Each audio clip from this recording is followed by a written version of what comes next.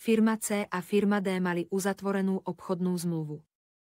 Dňa 14. decembra 2012 bola firme C doručená výpoveď uvedenej zmluvy, kde firma D oznámila firme C, že v zmluve uvedená štvormesačná výpovedná lehota začne plynúť 1. decembra 2012 a uplynie 31.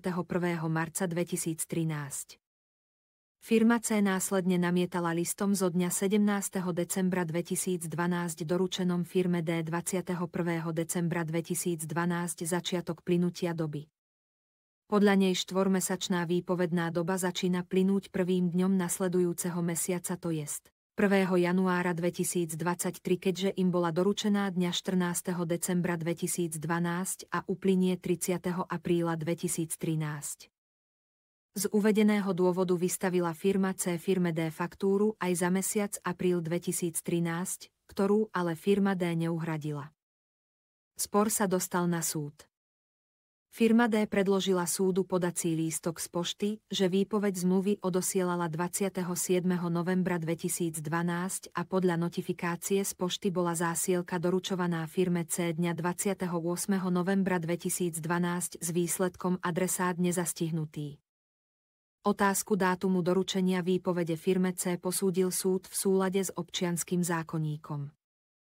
Prejav vôle je voči adresátovi právneho úkonu účinný od momentu, kedy sa dostane do sféry príjemcu, to jest od momentu, kedy mal príjemca objektívne možnosť oboznámiť sa s obsahom zásielky.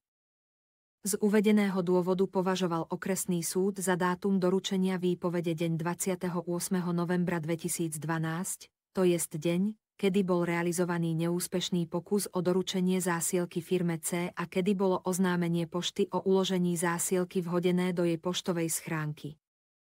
Skutočnosť, že žalobca si vyzdvihol zásielku na pošte až 14. decembra 2012 je irelevantná, keďže mal možnosť sa s ňou oboznámiť už od 28. novembra 2012. Preto mal okresný súd za to, že žaloba je nedôvodná. Firma C chcela cez odvolanie a následne dovolanie uspieť až na Najvyššom súde, avšak neúspešne a ten vydal vo veci právny názor v nasledovnom znení. Ak bola výpoveď zmluvy doručovaná poštou, pre začatie plynutia výpovednej doby je rozhodujúci deň, kedy bolo oznámenie o uložení doručovanej zásielky na pošte vhodené do poštovej schránky adresáta, bez ohľadu na to, kedy si adresát uloženú zásielku na pošte vyzdvihol.